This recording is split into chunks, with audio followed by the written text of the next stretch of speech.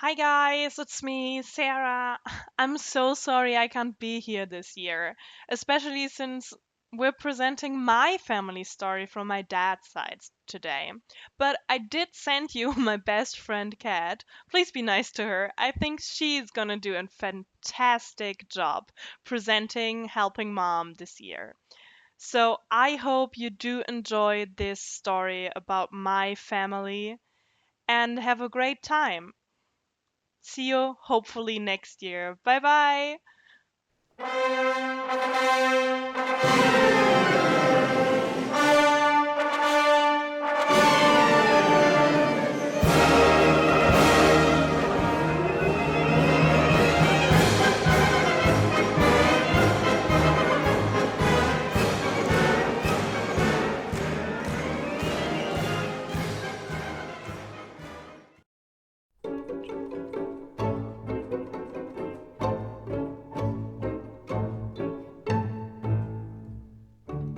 Today I would like to take you on my journey into the past.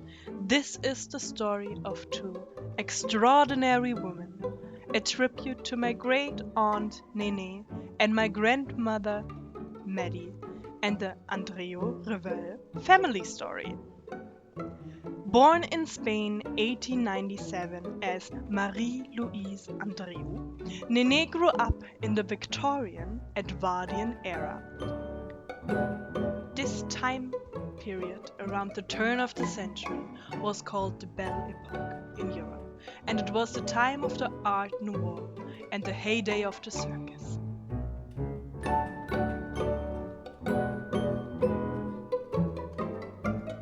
Growing up in the circus and traveling through Europe, she lived a typical circus child's life. Today was a day off from training, and Nene could play like any normal child. She still loved to dress up in various costumes and slip into her own dreams world.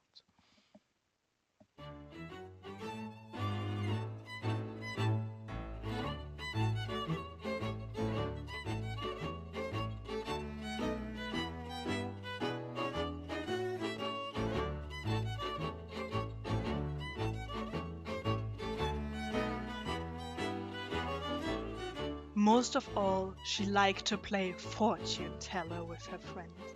Without further ado, she grabbed her mother's shawl, tied it around her waist, over her long skirt, and loudly announced, "Today I am your fortune teller!"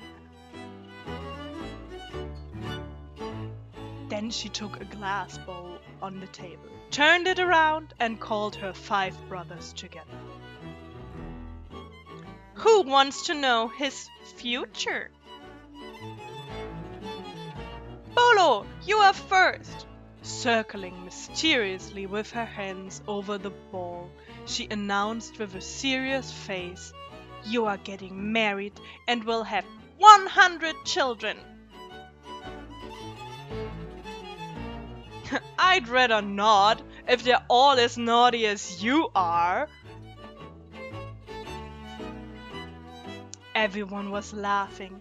Then Jose stepped forward and asked, "And when do I get married?" "Ha! You're much too ugly! No one will take you!" Then she jumped up from the chair, ran around the table, and stormed through the caravan door into the open.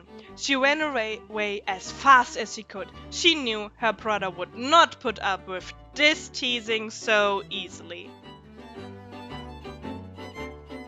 And indeed, he immediately took up the chase. When he caught up with her, he grabbed her, tickled her, and said with a laugh, "And no one will take you!" "Ha! We'll see about that!" she acclaimed, wiggled out of her brother's grip, and ran back into the caravan. In the evening, she lay in bed, looked at the stars in the night sky, and imagined her own bright and colorful future.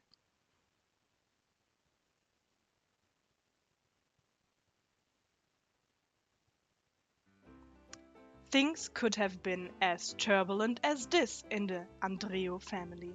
We do not know. But surely Nené, like all little girls, would have loved to dress up and dream about her future.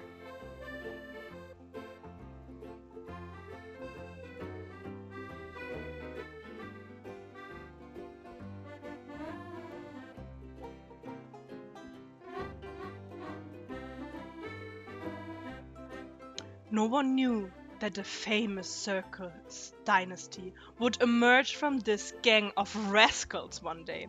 As the only girl in the family with 5 brothers, it was certainly not always easy. In any case, the daily routine was characterized by hard training because all children were involved in the circus performances from an early age, sometimes as early as 3 years old. This is a picture of Nené performing a ballet dance with her cousin Paulette. My great aunt Nené was an exceptional artist. Besides dancing and singing, she performed highly sophisticated acrobatics and was a sensation. While swaying on the base of a wheel, she balanced her brother Juan, who did a headstand on her head. In this photo, it is said it is her big brother Jose, dressed as a girl, doing a handstand on her head. For sure, we see that she had various costumes with ruffles, tulle, lace, sequences, and she was a real circus princess. Still performing under their family name Andreo and later as Les Petitos, Nené became famous all over Europe, especially in Spain and France. This old poster says, "The Andreos, the first and only." This is the only picture I found from Nené as an adult. It was Mom's inspiration for our doll. Look at the beautiful long dress with fringes and her full curled black hair. Nené suffered from a mysterious fever from which she never recovered, and sadly died early at the age of only 17. Midy, my grandmother, Oma Trude. In another corner of Europe, in Schlesien, today Poland, another little girl was standing at the fence, also dreaming of her future. She had numerous siblings to take care of, and she was tired of changing their diapers and helping her mother to take care of the little ones, day by day by day. Gertrude knew this could not go on like this. She wanted to go out into the world. She admired the bright and colorful world of the circus. Artists in dazzling costumes performing amazing and breathtaking acrobatics.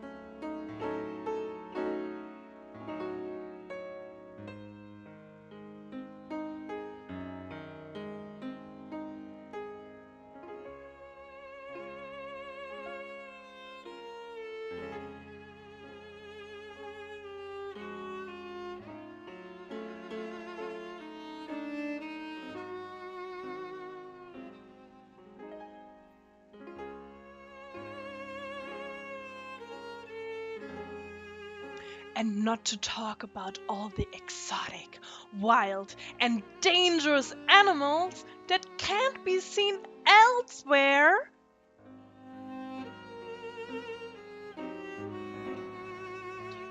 That's what she wanted to do.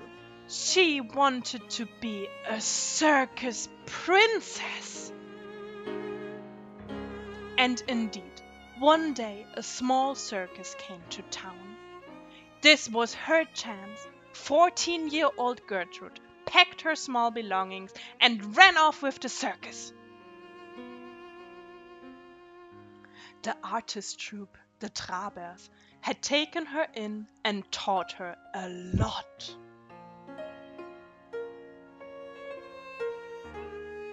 And soon you could see her in the ring, performing under the stage name Midy.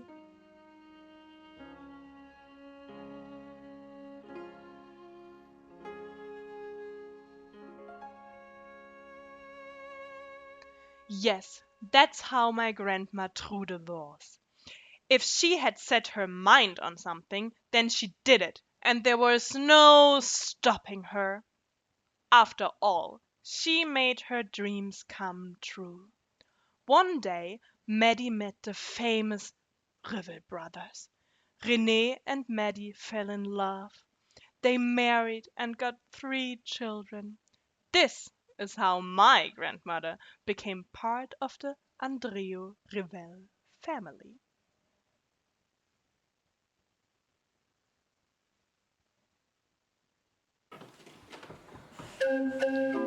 The Andreu Rivel family. Everything started with the great grandparents.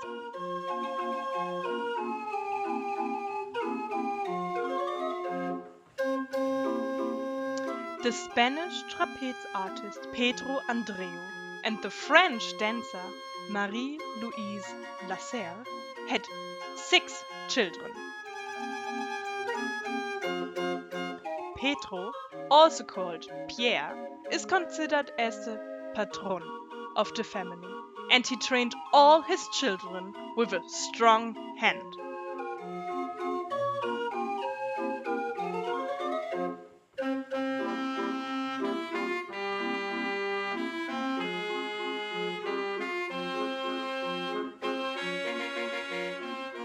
The oldest son, Joseph, was born in 1896, while the couple was traveling in a hand-drawn wagon. He later made a solo career and was known as the famous Charlie Rivel.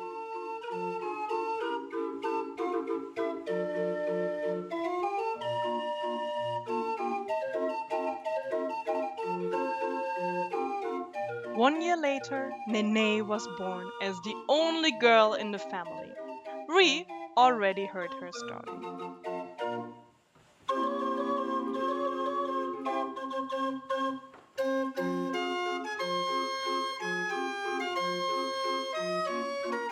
In 1899, Paul joined the family, who they called Polo.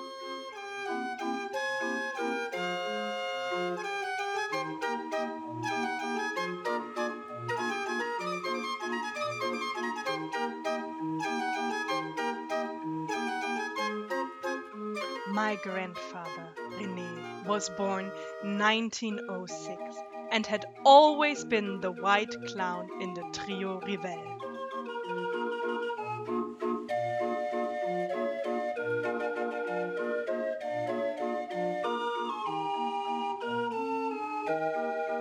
Slowly, it became crowded in the circus wagon. 1906, Marcel was born, who they called Celito, which he also had chosen for his stage name.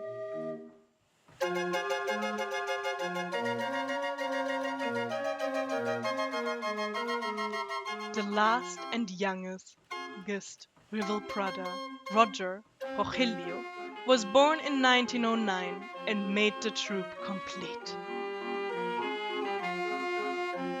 All of Pedro's children were incredibly talented and were trained by him in all types of acrobatics. Whether high in the air, trick riding on a horse, at the trapeze, or on the ground, the Rivel brothers could simply do it all. No wonder my grandmother fell in love with René. Hard work and training made them attractive young men with toned bodies, and they became successful and famous all over Europe. Combining clownery, music, and high sophisticated acrobatics, they were so versatile that they could create entire evenings on their own with their acrobatics and clowning acts. One of their parade acts was the bridge. Acrobatics that require a lot of coordination, strength, and practice. The Rivel Trio is a success story on its own, spanning half a century, with a trio that has seen 3 different combinations while remaining centered around René.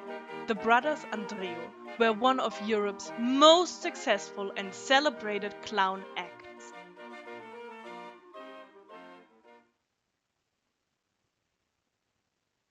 From the poor son of a cabinet maker in Barcelona, Pedro and his children emerged to an international famous circus dynasty who are adored and appreciated in the circus world until today.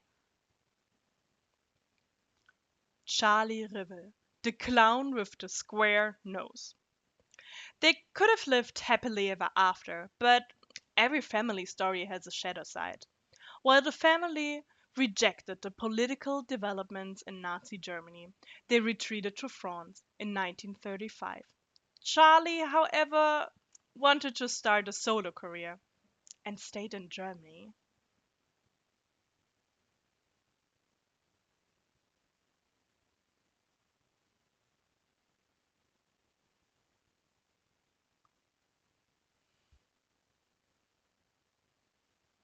Charlie's closeness to Hitler later earned him the name Hitler's Clown. His motives, however, remain obscure. Charlie Rivel never publicly commented on the political situation in Germany, and his clowning entrees were also completely non-political. Regardless, Charlie Rivel's accomplishments and achievements remain undisputed. With everything he had learned from his father, he developed a solo program and became the most famous clown in Europe. He filled the biggest circus tents and halls and thrilled his audience with clownery, trapeze, and acrobatic acts like no other. His trapeze number, as a parody of Charlie Chaplin, was so good that even the real Charlie Chaplin was impressed.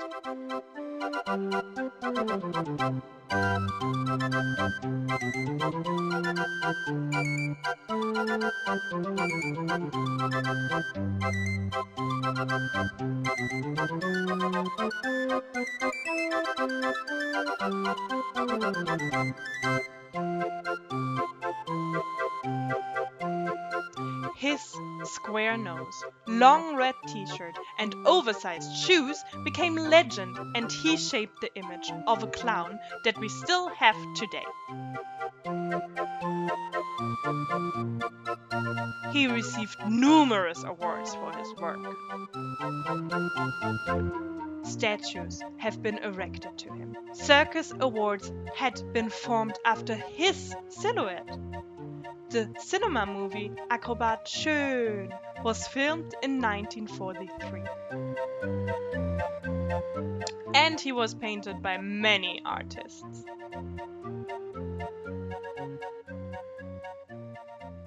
He appeared on stamps, and even the clown figure from Playmobil looks like Charlie Rivel.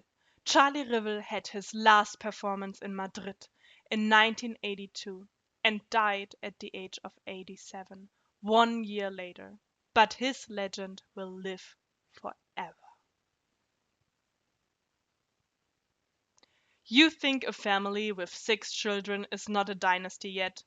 Wait, here comes the next generation and why I am not a clown.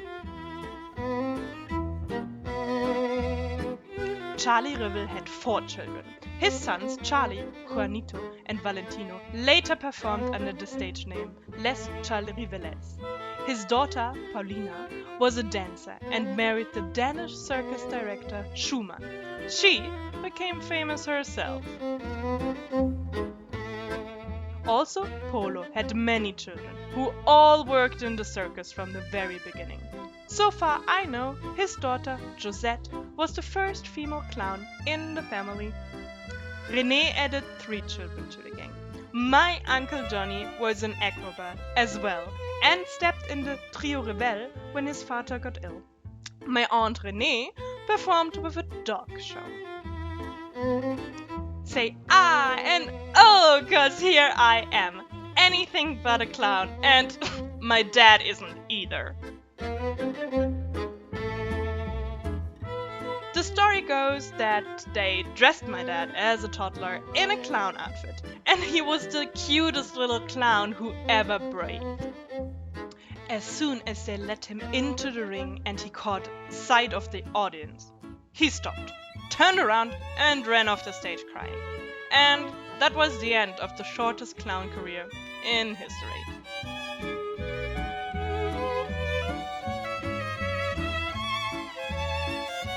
My dad only spent his first years at the circus. He barely can remember this time. When Grandma Trude left the circus, she took little Daddy by the hand and traveled from Spain through France to her mother, who was now living near Frankfurt. That's how my father came to Germany. He never experienced circus life again and grew up in a regular environment, away from the circus. My grandmother always remained connected to the circus, and I happily remember the stories she told me about the wonderful, glamorous world of the circus. One funny story my grandma told me was that René and her had the same shoe size. He was embarrassed to buy slippers for his acrobat act, since those were girl shoes. So she always went out to buy them for him. Isn't this real love? Maybe officially, I am not a clown. But today I enjoyed being your circus director presenting the story of Nené and Midy. For today, the curtain falls, but the circus will live on.